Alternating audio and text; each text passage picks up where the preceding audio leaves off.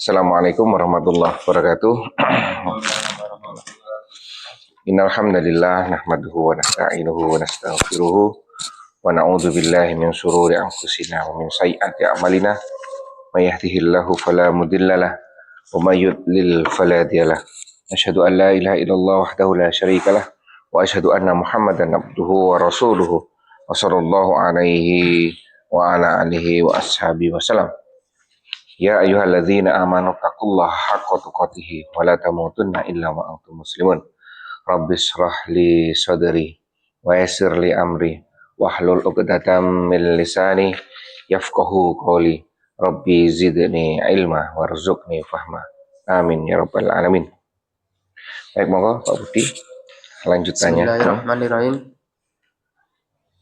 Bab itikaf dan qiyamul lail pada bulan Ramadan. Loh, sudah ini. Bab salat malam sudah. Sebelumnya iktikaf. Sebelum itu. Nah, Oh, sebelum iktikaf.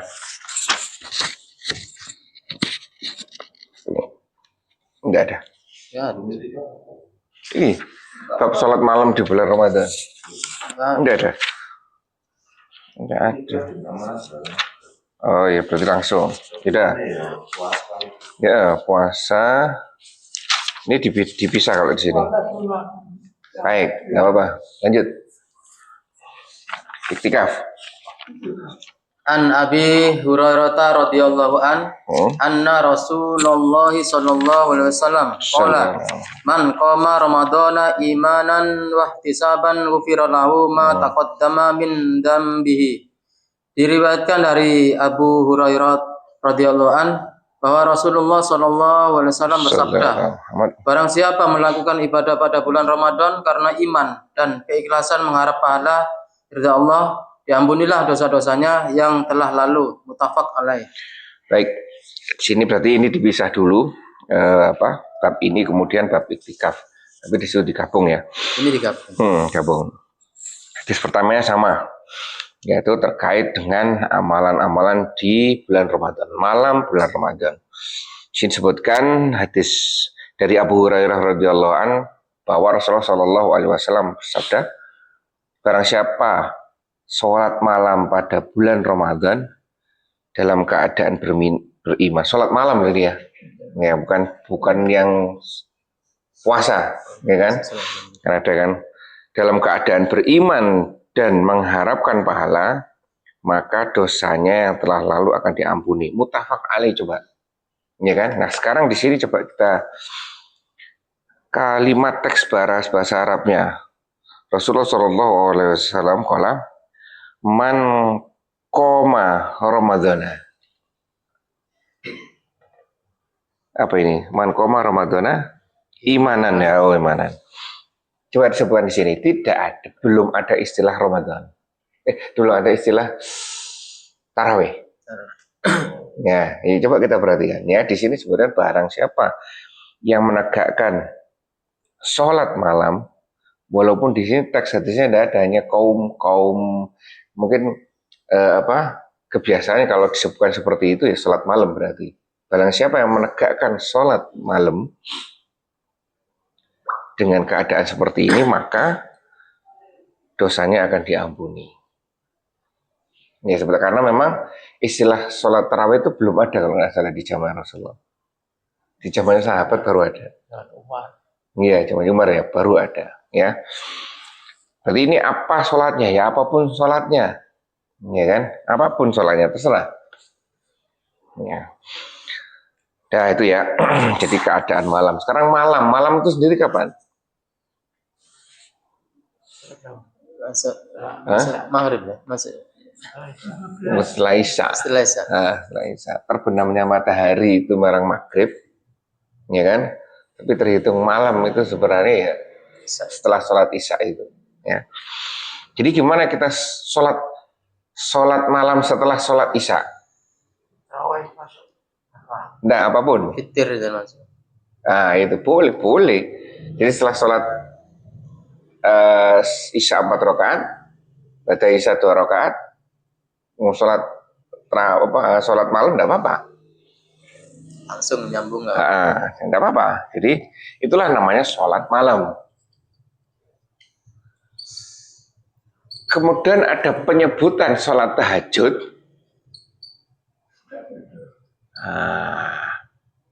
Ini berarti setelah bangun tidur.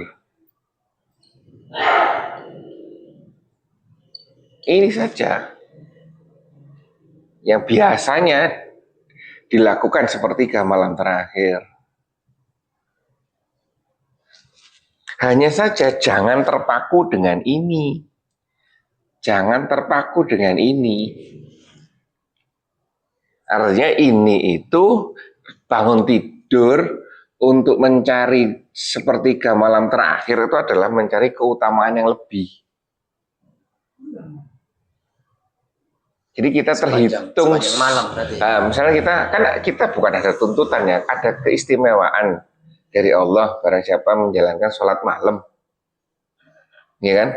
Kalau kita misalkan lagi capek, kerjakan setelah isya, boleh, tidak masalah. Pak Wanto biasanya 4 rakaat, 11 rakaat ya, 8 sama 3. Pas kebetulan tuh capek sekali, ya kan? Lakukan setelah isya 4 rakaat, ba'da isya 2 rakaat, baru lakukan, tidak apa-apa. Ya. Nggak nunggu tidur. Nggak nunggu tidur. Kalau ini adalah mencari keutamaan yang lebih. Ya. Jadi makanya itu, kalau bisa jangan pernah tinggalkan sholat malam. Apapun kondisinya. Karena sholat malam itu mulai dari isya sampai subuh. Ya, tidak perlu ini. Ini mencari keutamaan lebih, paham ya ini ya? Mencari keutamaan lebih saja. Bebas, minimal 2 rakaat. Minimal 2 rakaat, witirnya minimal 1 rakaat.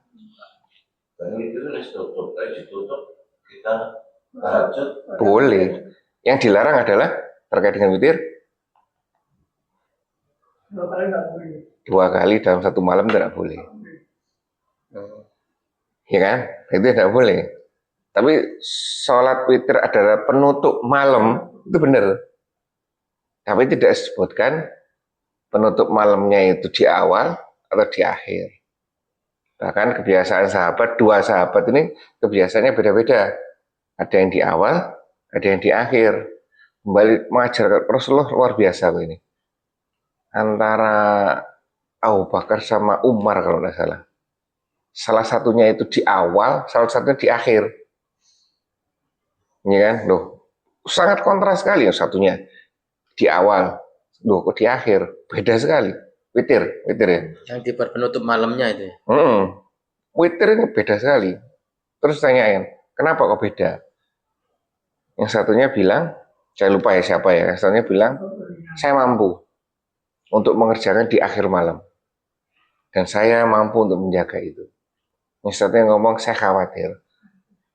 Kalau enggak, bangun. Jadi saya dilakukan di awal. Bebas-bebas. Ini kan? Itu ya. Jadi jangan,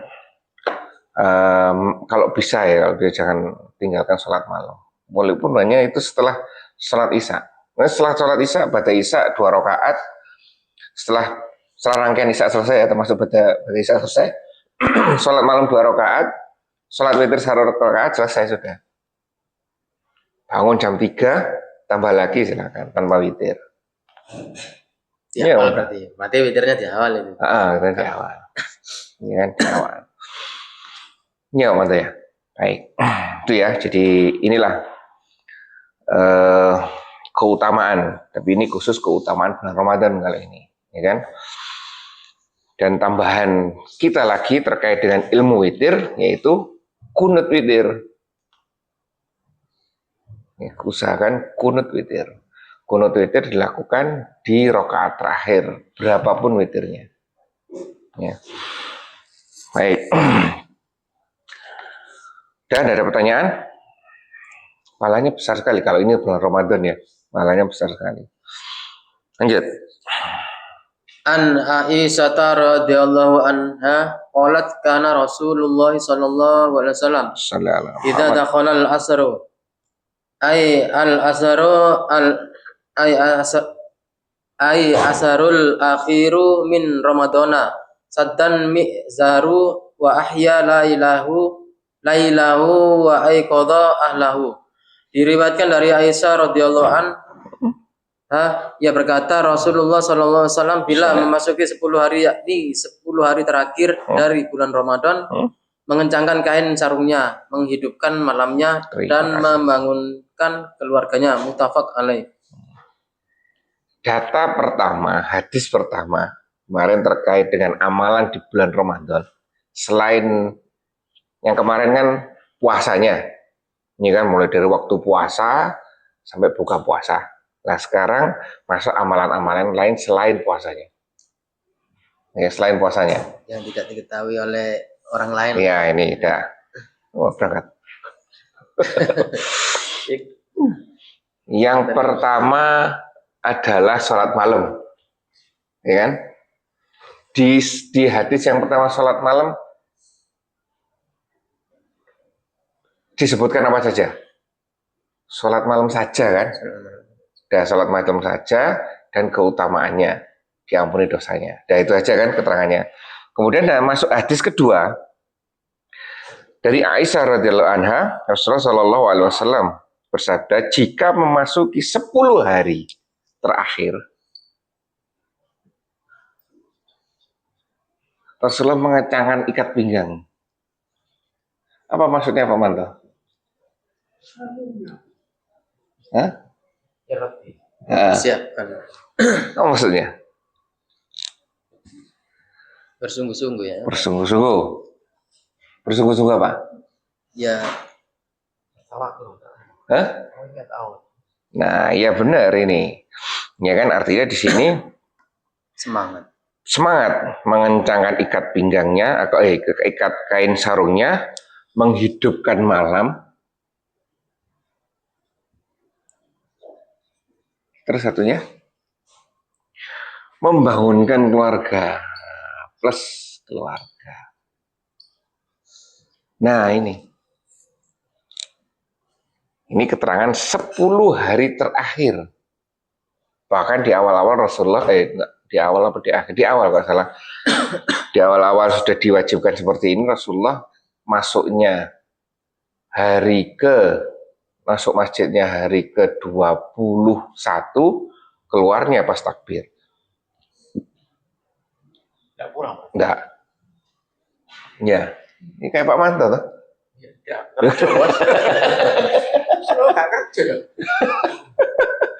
Ya itu ya. Ini Rasulullah. Nah, kembali lagi. Aplikasi untuk kita ini apa? Kalau dimudahkan seperti ini, misalnya 10 hari terakhir seperti Rasulullah, ya alhamdulillah, silakan seperti itu. Kalau enggak gimana? Kalau kita masih tanggungan ini, tanggungan itu, lakukan. Yang penting kita punya semangat seperti ini. Ya, sholat ini keluarga ini. Ya keluarga ini guys. Dibangunkan enggak? Suruh sini.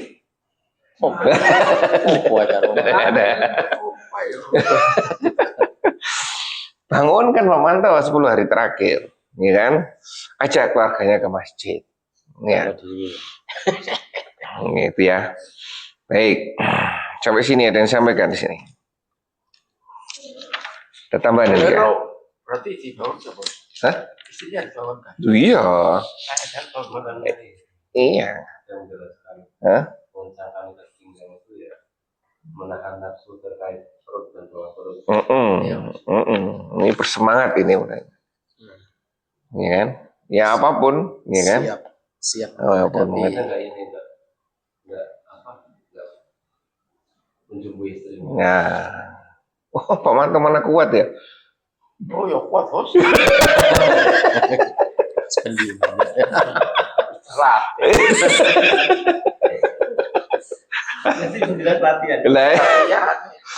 semuanya pada komplain nggak kuat, Pak Manto langsung, wah saya kuat, saya latihan.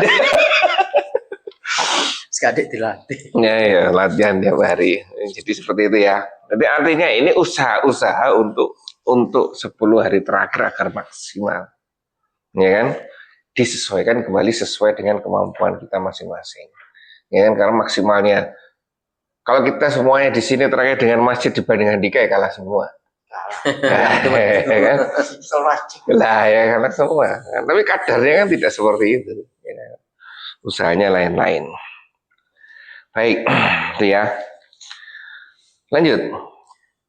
An Aisyah radhiyallahu anha annan Nabiya sallallahu alaihi wasallam kana ya'takiful asral awakhira min ramadana hatta tawaffahullahu summa takafa azwajuhu min ba'dihi. Diriwayatkan dari Aisyah radhiyallahu anha bahwa Nabi sallallahu alaihi wasallam selalu beriktikaf pada 10 hari terakhir dari bulan Ramadan hingga beliau wafat. Kemudian istri-istri beliau beriktikaf sepeninggalnya, muttafaq alaih. Baik, hadis-hadis seperti ini pegang saja untuk kita.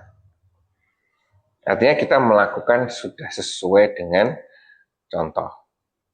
Ya, oh seperti ini, oh ada 10 hari terakhir. Pak Manto mau mulai dari pertama iktikaf, ya tidak apa-apa. Ya kan? Di sini kan teorinya Rasulullah sebagai penguat bagi kita, ternyata Rasulullah yang paling semangat. Nah, kalau kita belajar hadis di kitab ini, paling semangat 10 hari terakhir. Bahkan ngajak keluarganya, ya mantu ya. Ya, di sini juga ternyata keterangannya sampai beliau diwafatkan. Tapi ternyata ada hadis lain yang menyampaikan Rasulullah hampir 1 bulan penuh menjelang wafatnya. Oh, ya kan? Baik, lanjut. An Aisyah radhiyallahu anha qalat kana Rasulullah sallallahu alaihi wasallam idza arada an ya'takifa shallal fajr thumma dakhala mu'takafahu. Diriwayatkan dari Aisyah radhiyallahu anha, ia berkata, Rasulullah sallallahu alaihi wasallam bila hendak beriktikaf, beliau salat subuh kemudian masuk ke tempat iktikafnya. Muttafaq alaih. Oh, ternyata Rasulullah sekarang iktikaf. Iktikaf 10 hari terakhir. Rasulullah kan 10 hari terakhir. Nah, terus kalau menurut caranya Rasulullah di kitab ini, sejauh kita belajar terkait dengan hadis, Rasulullah caranya di hadis ini. Kalau Rasulullah mau beriktikaf, beliau masuknya itu iktikafnya itu setelah sholat subuh. Ya kan? Bukan siang, bukan duha. Kalau menurut ini loh ya. Nanti siapa tahu ada hadis lain yang kita tidak tahu. Ya kan? Dan saja kalau kita belajar di kitab ini seperti ini. Sholat subuh, kemudian masuk ke tempat iktikaf. Setelah sholat subuh masuk. Sekarang ini ya. Yes. Mulai dari rangkaian sholat subuh, udah iktikaf. Nah itu bukan setelah maghrib atau bukan setelah taraweh. Ini kalau sesuai dengan hadis ini ya, kita kan belajar kan seperti itu kan. Nah kemudian di sini ada nggak nanti ya? Nanti aja kita bahas. Nah itu kan, ya masuk setelah subuh. Masuk keterangan kalau 10 hari berarti 21 sampai takbir. Enggak.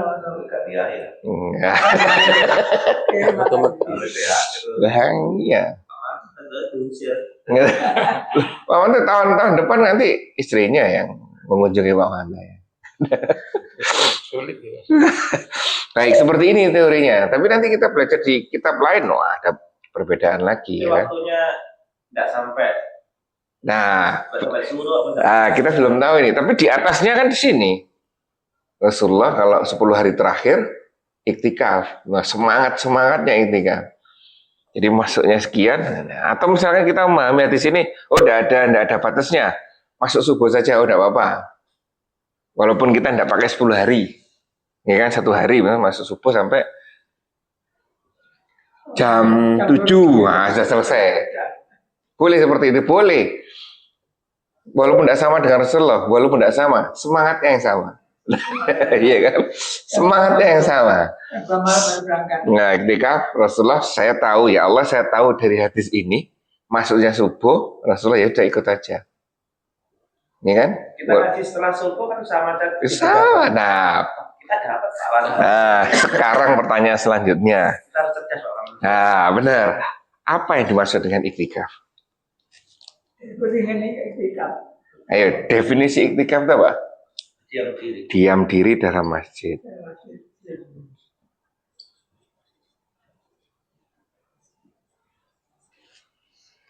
Nah, tapi kemudian ini ada penjelasan lebihnya khusus untuk Allah. Pak Manto di sini lihat YouTube, nya bukan kajian, atau main game, nah, main slot, nah itu, gimana Pak Manto? Tidak boleh. Nah itu ya, jadi Aktivitasnya nggak ada. nah, aktivitas yang untuk Allah, untuk ibadah. Boleh lihat YouTube, boleh, gitu kan, dengan Ngopi bareng. yang kajian. Nah itu gimana Pak Manto? Ngobrol sana kemari tidak jelas. Tidak boleh. Nah seperti itu ini. Ya iyalah tidak apa. Apa? Kurun. Idkurullah. Nah, ya kan zikir. Ingat, apa baca semuanya ini? Boleh. Zikir boleh. Tidur gimana Pak Manto? Capek ya tidur. Kalau nggak istirahat. Lah itu loh. Nggak apa-apa tidur kan. Pak Manto tidur. Pak Parti lihat, waduh kok tidur aja. Bangun, Pak Manto kok tidur? Tidur itu untuk mengistirahatkan hak tubuh, menunaikan hak tubuh, itu ibadah itu. Pak Manto alasannya gitu, padahal tidak capek sama sekali.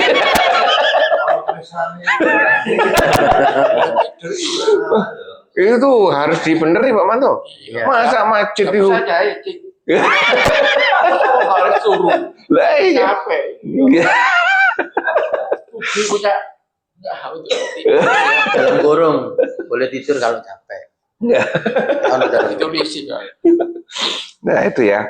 Jadi diam diri dalam masjid kita tahu ya, tidak seperti yang seperti itu pokoknya untuk Allah. Nah itu ya, tidur boleh tidur, asal kita tahu diri tidurnya seperti apa. Ya, nah ini iktikaf. Iktikaf adalah diam diri dalam masjid satu. Yang kedua, waktu atau durasi. Bagaimana? Pak Manto datang sini tidur, bangun pulang. Iktikaf enggak Pak Manto? Ya kan? Atau di sini kita mau durasinya. Di sini masuk masjid, wudhu, kemudian keluar pulang. Termasuk iktikaf enggak? masuknya itu yang dihitung. Nah ini ya, ada pendapat tadi kah sini? Kalau salah minimal selama orang sholat 2 rakaat. Iya. Jadi minimal itu. Jadi sholat 2 rakaat. Bukan lewat. Ini kalau tidak salah ini mana ya pendapat ulama kalau tidak salah. Jadi dari hadis-hadis iktikaf yang dirangkum didefinisikan sebenarnya iktikaf itu apa sih? Oh ini kan bener ini ada ya kalau ini kan. Nah durasinya gimana? Masa orang baru masuk keluar lagi kemana iktikaf? Oke enggak, ternyata ulama menyampaikan seperti ini. Terus ini durasi. Terus waktunya kapan? Bulan apa?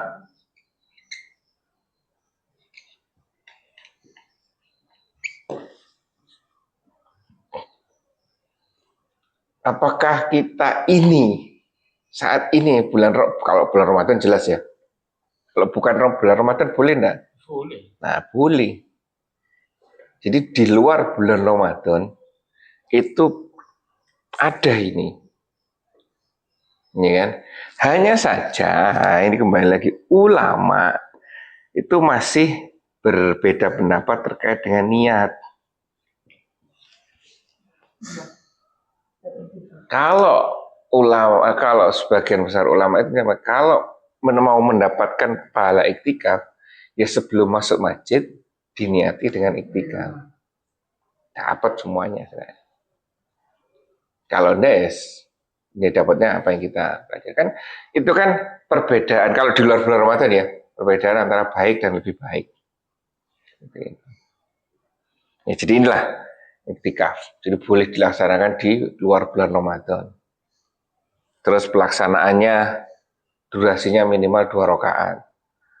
Terus aktivitasnya seperti itu.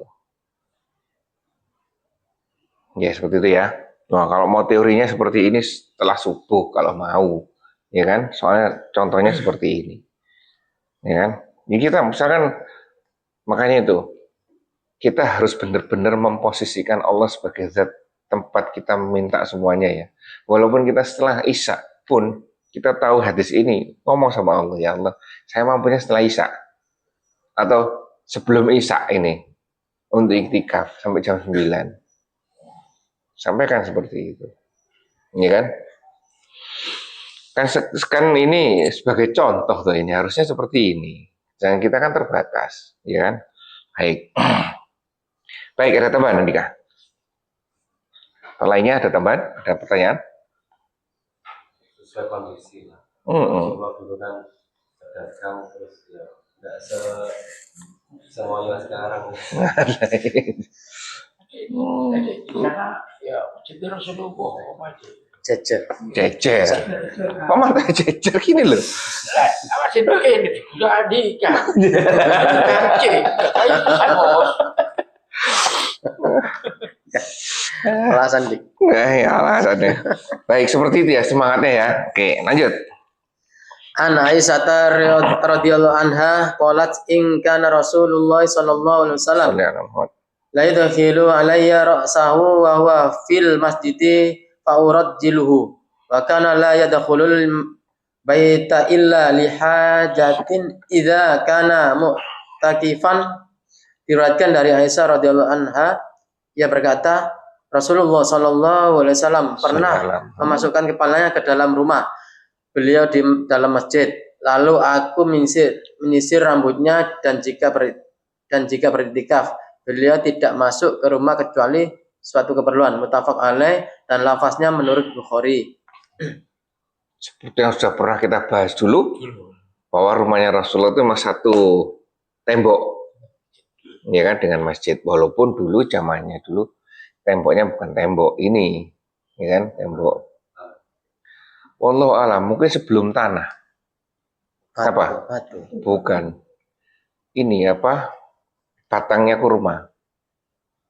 Kan batangnya kurma seperti Kluku. kelapa toh. Nah itu terus ditancap-tancapkan. Mungkin seperti itu sebelumnya. Ya kan? Atau setengahnya tanah, atasnya itu. Yang jelas atapnya ini atap apa kurma itu. Apa iya apa ya? Seperti kelapa itu loh, daunnya itu loh. Itu. Ya itu Pak Manto. Ya kan, jadi satu tembok. Dan memang benar beliau tidak masuk ke rumah kecuali untuk satu keperluan ketika sedang iktikaf. Di rumah saja. Ya kan? Ya untuk keperluan ke kamar mandi ya mungkin ya itu baru di rumah mungkin atau keluar. Ya seperti itu ya. Baik. Oh iya, iktikaf. Satu kali lagi. Tempat iktikaf. Masjid. Nah, kemudian ini ada pendetil lagi. Masjid yang sebelah mana? Kalau Pak Manto masuk ke masjid ini, parkir, duduk di motor, zikir selama sepanjang 2 rakaat, yang satunya Pak Budi masuk, ya kan, untuk sholat 2 rakaat, bareng-bareng 2 ini masuk, Pak Manto tidak masuk, terus keluar, apakah dua-duanya dapat pahala iktikaf? Mengenai batasan lagi. Nah, mungkin batas masjid. Batas masjid yang mana?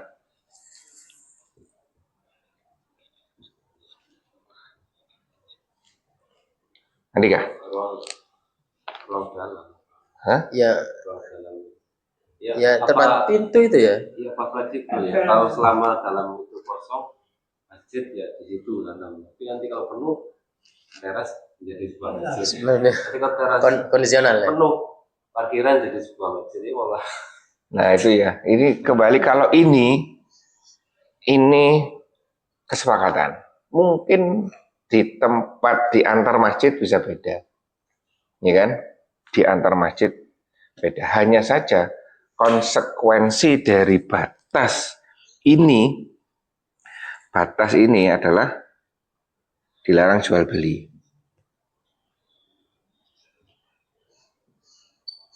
Nah ini. Jadi ketika di situ disepakati bahwa tempat ini adalah tempat untuk iktikaf, berarti di situ dilarang untuk jual beli. Ya. Kalau di sini gimana? Kalau di sini karena belum ada kesepakatan dari Tamir yang ya kita asumsikan ya tempat sholat di dalam ya di sini. Teras gimana? Teras ragu-ragu misalkan. Paman tuh ragu-ragu paman. Ya udah di dalam aja. Berarti kalau kita iktikaf di teras masjid gimana? Allahu alam tapi sepertinya kok enggak masuk. Nah, seperti itu. Kalau kasusnya yang itu kan ramai banyak.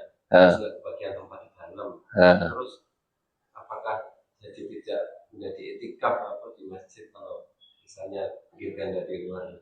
Nah itu kan. Nah ini kembali lagi ke peran penguasanya, takmirnya. Ya. Ada orang surat datang itu teras. Yang kalau bisa di luar nggak boleh di dalam. Enggak apa-apa, sholat bebas. Siapa tahu dia sholat setelah wudhu, ya kan? Ya, imam bilang gitu. Tuh, itu ya. Jadi bebas. Baik, seperti ini ya. Inilah kondisi saat itu. Lanjut.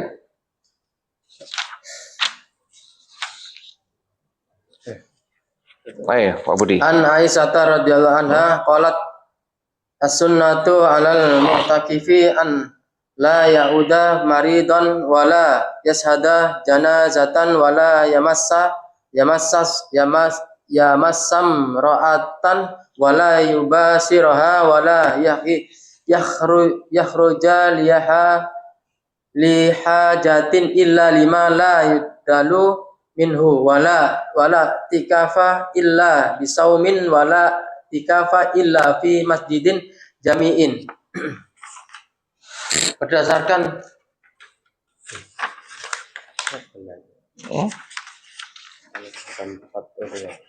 Berdasarkan pendapat yang kuat diriwayatkan dari Aisyah radhiyallahu anha, ia berkata disunahkan bagi orang yang beriktikaf untuk tidak menjenguk orang sakit, tidak melawat jenazah, tidak menyentuh perempuan dan tidak juga menciumnya, tidak keluar masjid untuk suatu keperluan kecuali keperluan yang sangat mendesak, tidak boleh iktikaf kecuali dengan berpuasa dan tidak boleh iktikaf kecuali di masjid. Hadis riwayat Abu Dawud. Berdasarkan pendapat yang kuat bahwa akhir dari lafaz hadis ini adalah mauquf, hukum periwayatannya. Jadi dari kualitas hadis ini diriwayatkan dari satu jalur saja, ya kan, dari Abu Dawud saja. Nah ini kembali lagi, aturan iktikafnya ketat banget Pak Wanto ya. Tidak boleh menjenguk orang sakit, tidak boleh ikut menguburkan jenazah, ya kan, atau aktivitas jenazah tidak boleh menyentuh istri bahkan menggaulinya, ya kan, tidak perlu berhubungan suami istri, dan tidak keluar demi suatu hal melainkan karena keperluan yang memang harus dipenuhi.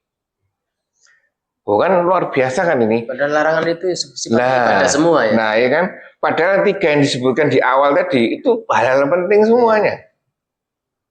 Berarti itikaf lebih. Nah itu kan hal-hal yang penting semuanya. Di terakhirnya disebutkan selain keperluan penting, di atas penting semua. Nah ini menunjukkan bahwa itikaf itu benar-benar harus seperti itu. Harusnya seperti itu kan. Nah hanya saja ya kembali lagi kita dengan segala keterbatasannya, ya kan? Itu loh, makanya tuh ketika kita iktikaf, sebenarnya kan yang muncul bukan iktikaf, sebenarnya yang ketika kita ibadah apapun, ya kan? Kalau kita tahu diri, ya kan? Tahu sebenarnya teorinya, kita jauh dari kesempurnaan, jauh dari kesesuaian dengan teori itu jauh sebenarnya. Makanya dari aktivitas itu seharusnya tidak muncul bangga diri. Malah yang muncul apa? Apa yang munculnya? Bukan penyesalan tapi apa ya? Bukan Ketidakmampuan tanya. Nah itu loh, bener. Bukan rendah diri tapi perasaan ya Allah, saya mampu ya seperti ini loh. Tapi mintanya sudah luar biasa. Ibadah saya apa? Sadar diri harusnya, ya kan? Saya loh melakukan sesuatu yang kau perintahkan loh masih yang beradul. Tapi mintanya luar biasa, Pak Wanto ya. Firdaus tanpa hisab. Nah, Angan-angan. iya kan? Seperti itu ya kan? Sebenarnya kan akhirnya itulah ya Allah, apa ibadah saya sudah seperti ini. Tapi Firdaus tanpa hisab dia sadar. Boleh silakan. Mau 70.000 termasuk adikai masuk ini. Iya. Iya. Iya. 7 orang, 7 golongan. 7 golongan ada. Makanya itu 70.000 loh. coba nah. Allah hanya memberikan satu jalan saja agar abadi di neraka, yaitu syirik saja. Tapi memberikan banyak jalan untuk ke surga. Lewat mana saja, terserah. Mau yang mana? Ya kan, kalau mampir banyak ya. Ya kan, satu saja. Syirik itu pasti masuk surga selamanya. Pasti masuk neraka selamanya. Nah iya, hanya satu cara saja. Ya ini asalnya menimbulkan perasaan sadar diri. Ya, ya. Baik, dan terakhirnya disebutkan tidak iktikaf kecuali dengan berpuasa. Loh, ada ini keterangannya. Ya kan? Oh, iktikaf itu ada bulan puasa seperti ini. Ya kan? Kemudian ada ulama yang menyampaikan, oh benar, iktikaf itu bebas. Ya kan? Terus tidak ada iktikaf melainkan di masjid jami. Disebutkan seperti itu. Masjid jami itu seperti apa? Ya? Definisinya lebih daripada itu. Jadi masjid jami itu pada intinya adalah masjid yang dibangun di tanah wakaf. Nah, hanya saja di Indonesia ini masjid ini definisinya menjadi 2, masjid besar dan masjid kecil. Kalau masjid besar disebut masjid, kalau masjid kecil disebut mushola atau langgar, ya kan? Kalau diurut-urutkan kecil itu sebenarnya iktikaf itu teorinya hanya diperbolehkan di masjid yang tanahnya tanah wakaf atau memang diperuntukkan untuk masjid. Kalau musola tapi wakaf. Iya itu, makanya itu. Nah, kan di sini definisi masjid ada 2. Kalau di sana 1 tok, masjid saja. Gimana seperti itu? Kalau saya mau boleh saja. Boleh. Penamaan aja. Penamaan ya, istilah saja. Iya, ya. Terus masjid itu harus digunakan untuk sholat Jumat. Kalau di sana ada sih keterangannya. Di sini ya kemudian membedakan masjid jami itu harus sholat Jumat. Bedanya masjid dengan musola. Karena ada 2 perbedaan itu akhirnya dibuat aturan terkait dengan 2 itu kan. Nah itu. Kalau di sana tidak ada. Kalau kita menyamakan nggak apa-apa. Kita sendiri pribadi. Boleh, tidak apa-apa. Boleh. Ya ini toh musola ini kan masjid. Iya kan? Seperti itu. Baik. Makanya ada orang-orang tertentu itu benar-benar detail masalah ini. Nggak mau saya iktikaf di sana, misalkan. Karena apa? Oh, status tanahnya belum wakaf. Mendingan di sini jelas seperti itu. Ya, Mas ya. Ini wakaf ini. Kalau ini belum, Ini wakafnya PT. PT. PT. Tanah yang digunakan untuk emang keperluan masjid kali ini. Kalau di situ Turunan, Bos. Urunan. beli. Oh beli itu ya, berarti ya tanah wakaf itu. Melo. Ya. Melong. Oh iya. Investasi ya. Urunan Jadi kali nari itu keperluasan itu. Melong. Oh diperluas sudah Pak Manto. Satu iringan. Kan satu. Itu kapling. Sini belakangnya enggak tanah. Oh Dibeli. ke belakangnya. Iya. Kan ada Yang pertama Pak Manto belum datang. datang sama. Yang kedua ini ya. Baik. Ya pertama saya orang tamu. Baik. Baik seperti itu ya. Jadi nanti akan berbeda. Terus kita gimana ya? Kita semampu kita belajar aja. Ya. Gimana saja. Solo yo. Bisa. Ya. Pakai kartu. Semangatnya saja Pak Manto ya kan kita tahu ilmunya seperti itu dan kita tahu akan keterbatasan diri akhirnya kita sadar diri. Coba semangat. Lah, kan? Semangat itu. Jihad. Aku anu sono iki yo. Iya. Surat Nah. 3 ayat 1. Banyak berpikir banyak-banyak. Iya. Tahu-tahu kan? Hanya saya berzikir kan bentuknya bisa banyak. Bekerja kan berzikir. Nah iya kan.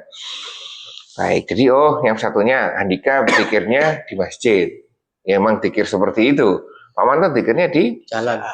jalan, di pekerjaan, ya kan? Seperti itu. Lanjut. Yang disunahkan untuk tidak menyaksikan sunahkan tidak. Nanti jenazah itu kan di OP ini statusnya fardu kifayah. Nanti kalau orang kampung itu nggak ada yang ini, Iya, artinya berubah. statusnya nanti jadi kena dosa yang etika bebas. Ya bener ya, tahu ya, tahu hukumnya, ya kan? Baik, lanjut. An Ibni Abbasin radhiyallahu anhuma anna Nabiyya sallallahu alaihi wasallam qala laisa 'alal mu'takifi siyamun illa an yaj'alahu ala nafsihi. Diriwayatkan dari Ibnu Abbas radhiyallahu anha bahwa Nabi sallallahu alaihi wasallam bersabda tidak ada kewajiban puasa bagi orang yang iktikaf kecuali ia mewajibkan atas dirinya sendiri.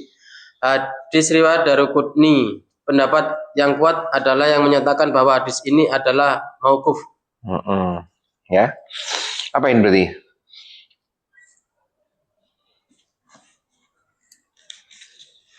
Apa ini maksudnya di Andika ini? Tidak ada puasa bagi orang iktikaf. Ada footnote-nya. Apa bentuknya? Sebaca. Hakim mengatakan yang benar adalah menyatakan sebagai riwayat mauquf, menyatakannya sebagai riwayat marfu. Adalah sebuah sangkaan belaka. Padanya terdapat ruang untuk dilakukan ijtihad sehingga tidak tepat dijadikan hujah. Itu ya. Apa ini? Maksudnya ini yang diwajibkan atas dirinya. Allah alam. Mau tadi mana nih? Tidak disyaratkan puasa untuk iktikaf ya. Artinya iktikaf itu tidak selalu waktu puasa, ya kan? Iya Andika ya. Artinya ini kurang lebih iktikaf itu tidak harus dalam kondisi puasa. Maksudnya itu.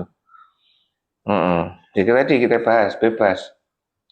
Jangan mau berarti kalau puasa kita ambil puasa wajibnya saja ya Ramadan, berarti di luar bulan Ramadan boleh. Enggak puasa. Ya, tapi tetap definisi iktikaf ya sesuai dengan ini, ya kan? Baik itu ya.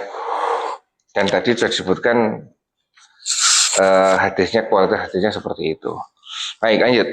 An Muawiyah bin Abi Sufyan radhiyallahu anhuma anna Nabi sallallahu alaihi wasallam qala fi lailatul qadri lailatu sab'in wa isrina. Diriwayatkan dari Muawiyah bin Abi Sufyan radhiyallahu anhuma bahwa Nabi sallallahu alaihi wasallam bersabda tentang malam Lailatul Qadar. Malam 27, hadis riwayat Abu Dawud. Pendapat paling kuat menyatakan sebagai hadis mauquf. Pada para ulama berselisih pendapat tentang penetapan malam Lailatul Qadar mencapai 40 pendapat yang dipaparkan dalam kitab Fathul Bari. Terus kesimpulannya apa, Manto? Ini cuma ini malam 27 dong. Makanya itu. Dan ternyata di akhir hadis disebutkan apa? Ada 40 pendapat. Iya kan? Artinya banyak, ada banyak pendapat. Ya, terus kita gimana? Dari awal saja. Dari 10. Satu lah. Ya bebas ada, ya kan? Toh begini lah, Allah tidak menerangkan secara detail malam turunnya Al-Quran, ya kan? Sedangkan kita sudah belajar sejauh ini Al-Quran itu turun setiap waktu, artinya tidak satu waktu, selama 23 tahun. Turunnya itu. Loh iya toh. Iya. Di Mekah berapa tahun? 13 tahun atau di Mekah berapa tahun? 13 tahun ya? 13 tahun, di Madinah atau di balik saya lupa ya, 10 tahun sama 13 tahun. Ya kan? Jadi makanya itu. Jadi maksudnya malam Lailatul Qadar ini seperti apa? Ya kan coba. Apa yang dibayangkan orang-orang terkait dengan malam Lailatul Qadar kan kadang ada kesalahan berpikir. Coba bayangkan, apa maksudnya? Oh, Al-Quran itu turun. Bukannya Al-Quran turun itu 23 tahun. 3 tahun. Ini. Oh, Lailatul Qadar ini ya, Lailatul Nuzulul Quran itu ya. Makanya terkait dengan Nuzulul Quran. Ini Lailatul Qadar. Kalau Lailatul Qadar kan apa itu malam terbaik ya kan? Kan di dalam Al-Quran juga tidak disebutkan detailnya kapan. Tidak. Rasulullah hanya memberikan informasi saja. Ya kan? Ya sudah. Ambil hikmahnya di situ. Dan sekarang juga kita mengalami ini apa? Perbedaan juga. Pak Manto tanggal 1-nya kapan? Pak Budi tanggal 1-nya kapan? Kalau toh ditentukan tanggal Lailatul Qadar tanggal 23, pasti ada 2 Lailatul Qadar. Iya Pak Manto ya? Bener kan? Nah itu, makanya itu. Oh berarti hikmah hadis ini selama yang diturunkan 1400 tahun yang lalu ternyata sudah mengantisipasi yang terjadi sekarang. Iya kan? Ya udah, ini jarak apa? Artinya ya seperti ini. Terus Pak Manto tanya, gimana malam Lailatul Qadar? Kita di sini malam, di Amerika siang. Iya kan? Lebih jelas tuh, di bumi balik satunya kan pasti. Di sini malam Lailatul Qadar, di sana belum. Letak. Lah iya. Berarti suatu waktu berarti. Lah itulah. Direct kan.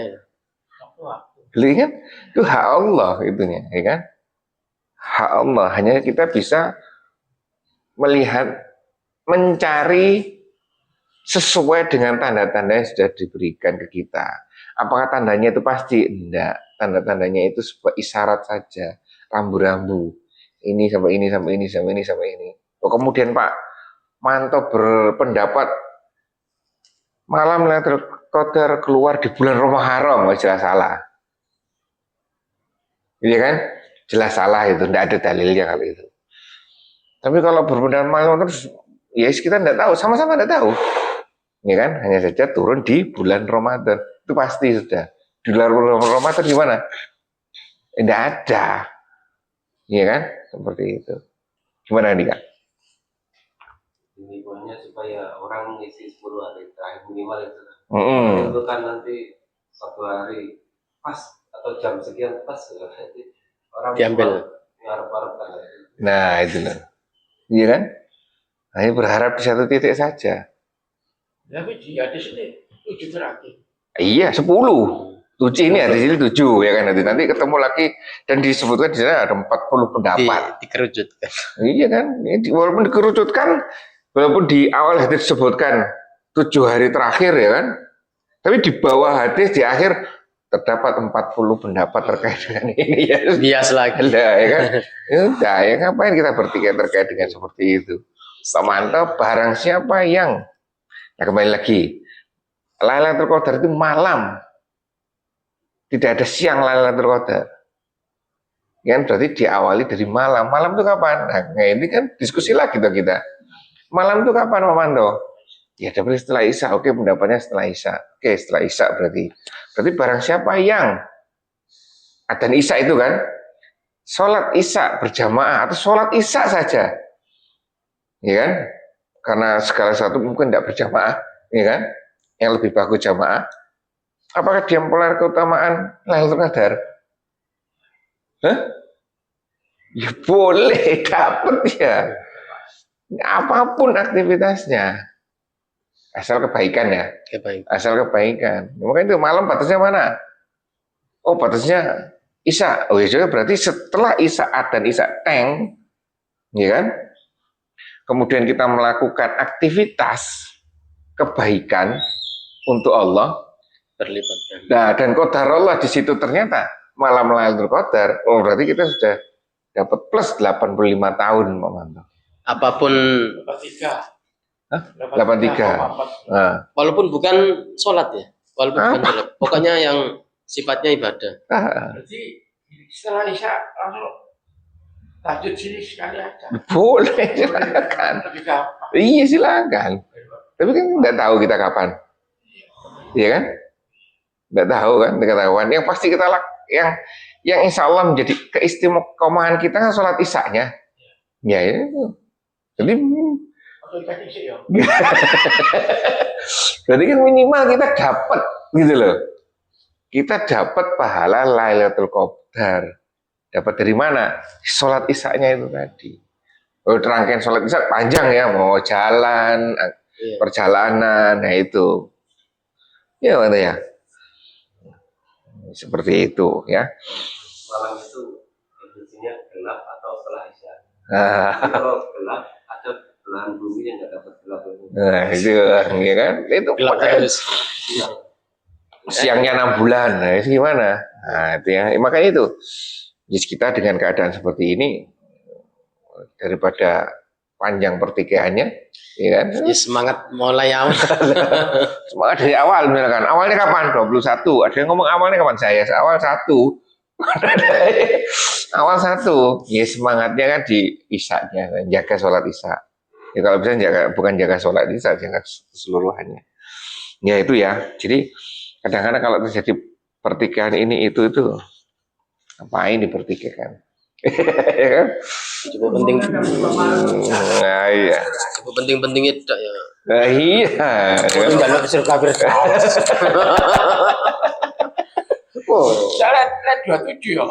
Masjid Al-Akbar yang penuh. 27. 28. 28. Terkurang. Ya itu ya. Ya itulah manusia Pak Manto ya. Baik, lanjut. Ana Aisyah radhiyallahu anha qalat qultu ya Rasulullah ara'aita in alimtu ayya lailatul qadri ma aqulu fiha qala quli Allahumma innaka afun tuhibbul afwa fa'fu anni. Diriwayatkan dari Aisyah radhiyallahu anha, ia berkata, aku bertanya, wahai Rasulullah, bagaimana jika aku tahu suatu malam dari Lailatul Qadar? Apa yang harus aku baca pada malam tersebut? Beliau bersabda, bacalah ya Allah, sesungguhnya Engkau Maha Pengampun, Engkau menyukai ampunan, maka ampunilah aku. Hadis riwayat Imam 5 selain Abu Dawud, Tirmidzi dan Hakim menilainya sebagai hadis sahih.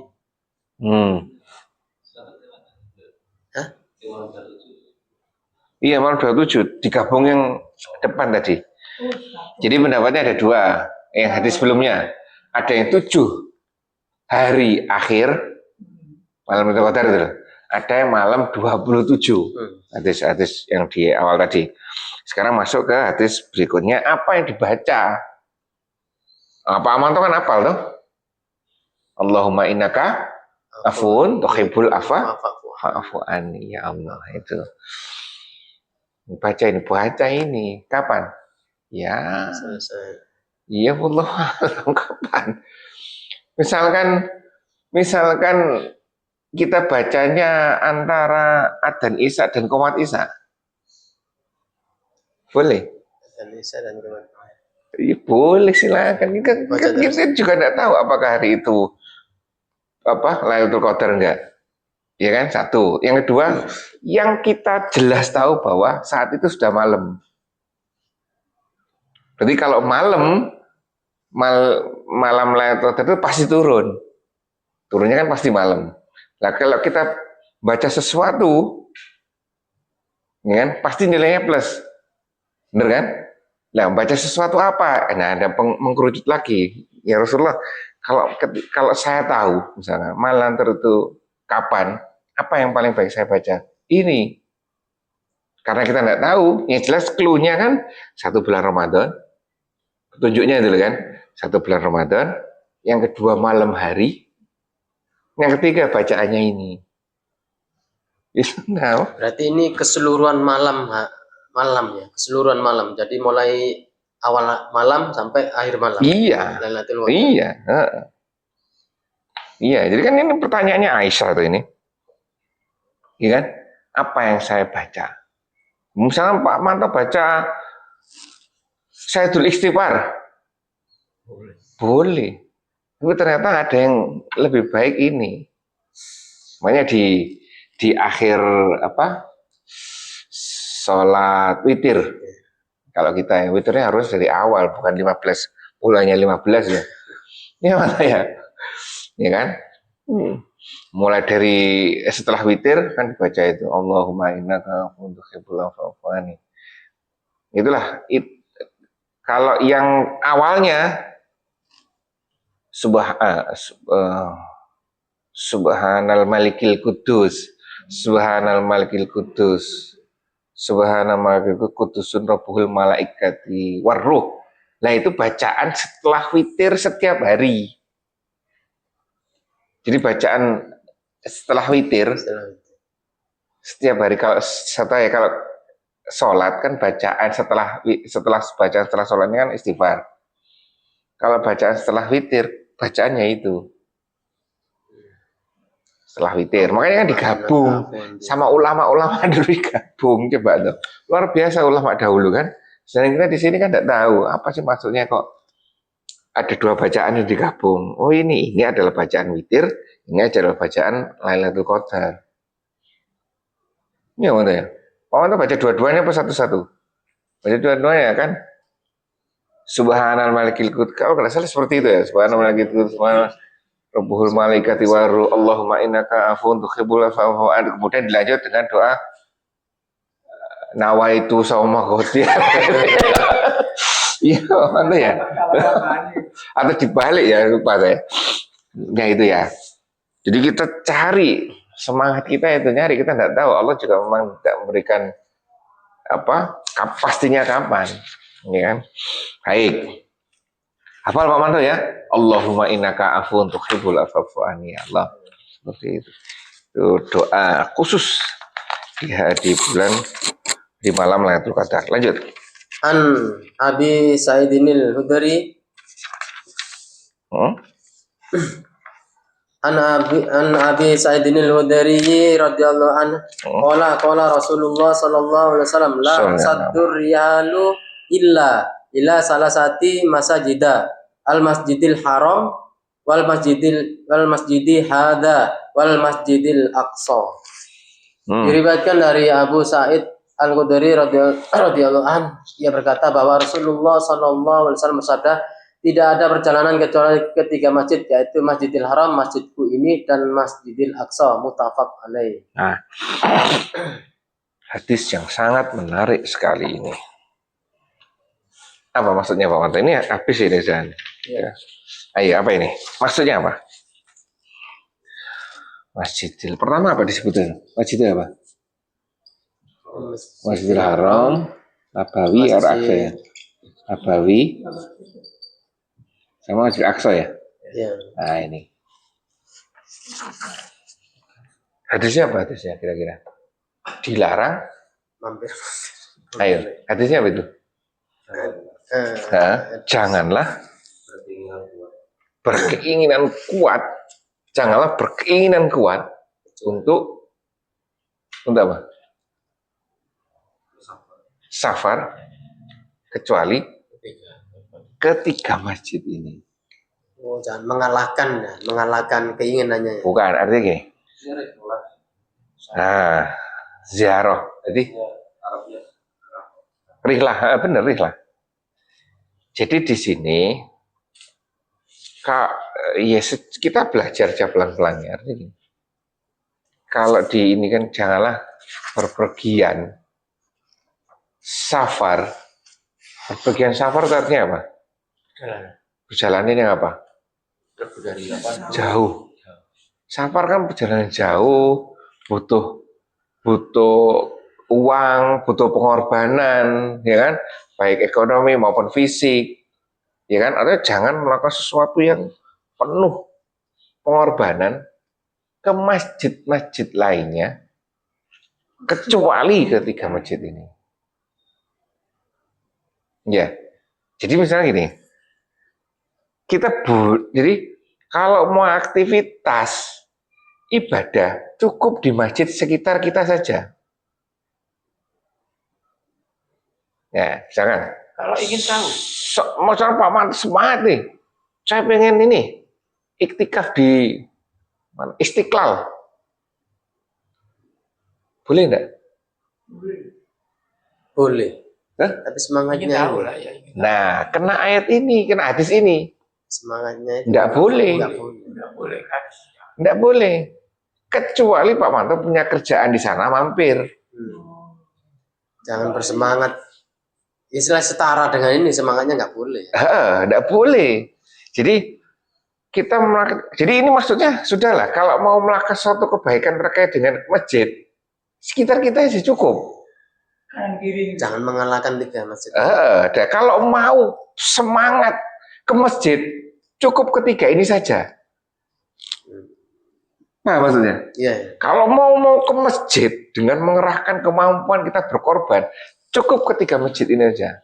Ke masjid lainnya enggak boleh. Sekitarmu aja cukup. Paham maksudnya ya? Paham ya? Paham ya Pak Fardi ya? Sekitarmu aja cukup sudah. Ya kan? Tapi kalau mau berlebih, khusus ini saja. Makanya itu tadi saya sebutkan gimana kalau Pak Manto ke Istiqlal hanya untuk iktikaf.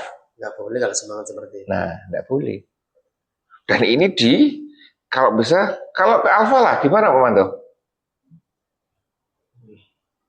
Kenapa kok boleh? Al-Falah. Kalau Falah Darmo itu? Dekat. Ini alasannya, karena bukan safar. Dekat, kan di sekitar kita itu.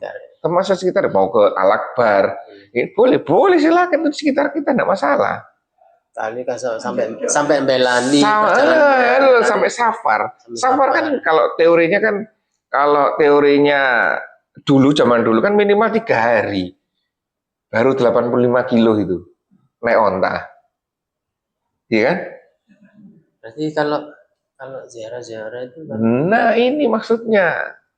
Wong ke masjid aja ada larangan kok. Selain 3 ini. Apalagi ke makam. Ziarah-ziarah.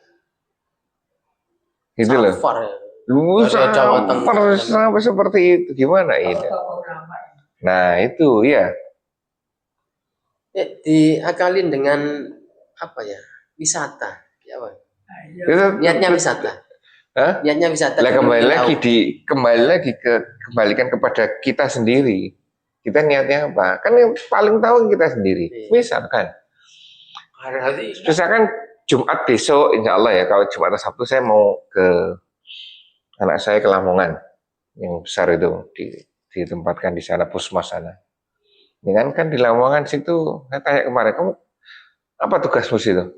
Ini meriksa pondok-pondok sekitar ini. Pondok terdekatnya apa? Sunan Derajat. Ya wes, saya ke sana untuk kunjungi anak saya dekat dengan Sunan Derajat. Itu gimana? Lah itu loh maksudnya. Kalau seperti itu boleh karena tujuan utamanya ke tempat anak saya menceng sedikit, tidak masalah.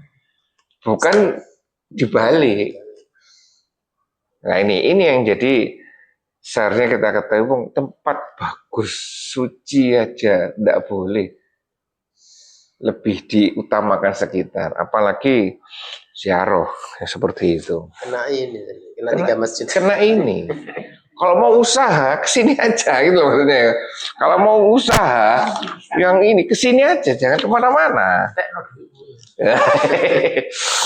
Baik, besok kita lanjutkan buku baru ya. Udah buku 4 loh. Iya kan? Ini buku 3, ini buku 4, ada 6, 7. Berarti luar biasa kita ya. Masya Allah. Nah, belajarnya luar biasa nih Pak Wanto ya. Baik. Ada yang disampaikan di sini. Oke, kita harus belajar pelan. Ini kan apa aktivitas jual beli di sini. Betul. Hanya pembicaraan kita. Baik. Pembicaraan mengenai apa bisnis apa ini. Tapi bicarakan dalam masjid. Jadi gini, terkait dengan itu, kan ada hadisnya, barang siapa yang jual beli di masjid, maka malaikat akan nah, ya kan? Doanya tidak sukses kan? Oh, semoga gagal, semoga rugi, intinya seperti itu kan? Nah, itu. Jual beli. Nah, memang teorinya ini, kalau ada jual beli, berarti harus ada akad. Ya kan? Akad itu terdiri dari 2 orang. Kalau wa'ad 1 orang. Amanto saya mungkin bulan depan mau nyetak ya. Ya. Kan saya yang janji. Pak Manto kan enggak tahu janji apa itu. Udah ada barangnya kok. Iya kan? Nah, ini namanya wa'ad. Kalau sudah jelas Pak Manto ini barangnya ya. Saya mau ini. Pak Manto kan ngitung. Oh, sekian harganya. Ya kan? Gimana, setuju? Saya mengajukan barang yang harus diperbaiki Pak Manto. Pak Manto menentukan harga jasanya berapa. Setuju deal, akad itu namanya. Nah, coba cari teorinya. Kalau masih hanya sebatas ini tidak masalah. Tidak masalah. Kalau sudah terjadi akad ya tidak boleh. Hanya saja sekarang, nah ini kembali lagi. Kalau ini hanya omongan, kalau ini kan hanya omongan saja dah. Nah, kembali lagi kemudian ada perkembangan dengan HP, dengan marketplace, atau dengan medsos. Kita scroll itu ada ulama yang tidak membolehkan. Lah itu makanya kalau beli jelas, kalau sampai akad itu kita tidak boleh. Ini makanya nih kalau ini sampai ini ulama semuanya itu tidak memperbolehkan. Walaupun pakai gadget, handphone itu kan akad berarti kita beli. Ada orang jual sudah menentukan harga semuanya memberikan harga kita setuju. Berarti kan 2. Celeng udah setuju. Masalahnya itu udah sepakat batal semuanya. Masalahnya ketika scroll kan wa'ad toh. Kita yang hanya nyari kan. Ya kan nyari kan. Itu ada ulama yang tidak memperbolehkan. Iya kan? Milih-milih barang ya seperti kita. Kalau kita kan ngomong-ngomong nah itu. Kalau mau digeser ke sana, ya kalau kita mau hati-hati, ya enggak.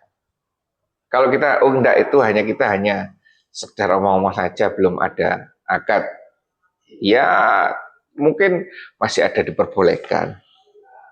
Kembali kepada kita, ya kan? Ini sudah terjadi jual beli atau belum? Hanya saja tadi ada ulama yang tidak memperbolehkan.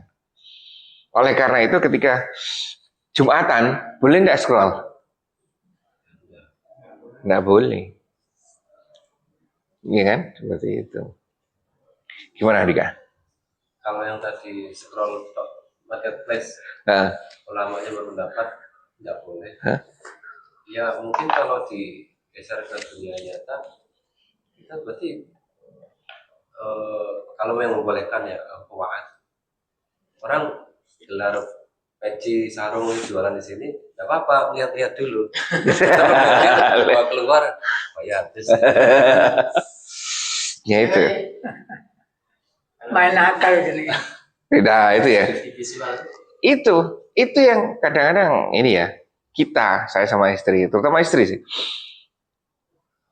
Itu kan di Al-Falah tuh ngajinya. Kita ada telepon dari Jakarta atau WA, dia keluar baru diterima di luar, ada apa? Oh, ada barang ini, udah selesai urusan, masuk lagi. Itu jadi memang pemahaman bisa beda-beda ya kan? Tapi yang jelas kita tahu teorinya seperti ini dan kita berusaha semaksimal mungkin agar tidak melanggar seperti ini. Ya, iya Manto ya. Pak Manto sama Andika gimana terusan? Pak Warti, transaksi terkresek. Sama Andika sama Pak Warti? Nah, ya gimana? Ya, itu kalau di luar. Ya. Ada dildo.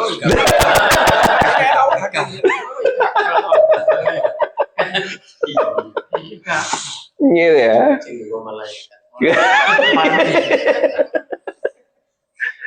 Iya loh, bener Bang Budi loh. Yang dongo malaikat loh, ya kan? Ya alhamdulillah, tidak jadi. Karena kalau jadi malah ruwet kita, ya kan? Alhamdulillah tidak jadi. Ya itu ya, kadang sepele, kadang sepele. Kita usahakan kadang kecil-kecil itu terlakukan, ya kan?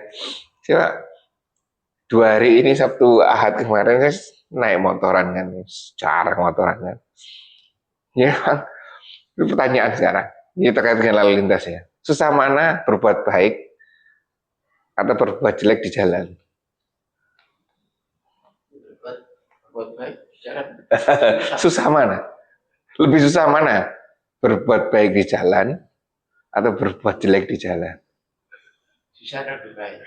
Kenapa? Ya kadang lingkungan. Alhamdulillah, ya Budi.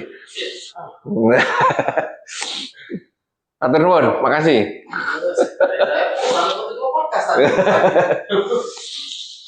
Coba Pak Manto ya. Pak Manto di sebelah kiri atau di pas garis putih. Terus tiba-tiba di belakang Pak Budi. Ngebel-ngebel ting. Iya kan? Udah masih merah ini. Iya kan itulah. Itulah karena berbuat baik di jalan itu lebih susah daripada berbuat jelek di jalan. Oh, lah iku ini. Wah, ya. Gitu. Loh, respon seperti itu kan respon negatif kita toh. Nah, iya kan? Terus sampean di bel itu macam-macam. Loh, iya kan bener. Loh, makanya itu kita kadang terpengaruh untuk berbuat jelek. Padahal mungkin di belakang ada ambulan. Kita sudah nyolot duluan. Atau memperingatkan bahwa sampean dalam posisi membahayakan. Iya, ini makanya itu macam-macam kan. Disuruh pinggir. Apapun alasan kita tidak tahu alasan aslinya kan. Bener kan? Bener kan? Kita tidak tahu alasan asli, tapi kita sudah merespon dengan hal negatif. Ya, Pak Budi punya utang dengan saya. Kita jauh Pak Budi gitu. Loh, saya kemudian berburuk sangka Pak Budi ketemu saya punya hutang akhirnya lari. Ya, siapa tahu Pak Budi memang kebelet. Pas. Lah ya pas ini kok darulah kan. Gitu loh. Ya, bisa. Nah makanya itu dalam kita kan dikenal dengan tabayun itu harus penting kan. Mengkonfirmasi dulu. Ya, bisa aja. Itu nagih pas tatap muka sini ada yang manggil. Pas loh ya. Pas kebetulan tuh luar biasa. Ya Manto ya. Baik, alhamdulillah itu saja yang bisa saya sampaikan. Kurang lebih maaf. Kita tutup majelis kita ini bacaan alhamdulillah dan doa penutup majelis. Alhamdulillahirabbil alamin. Subhanakallahumma wa bihamdika asyhadu an la ilaha illa anta astaghfiruka wa atubu ilaik. Assalamualaikum warahmatullahi wabarakatuh.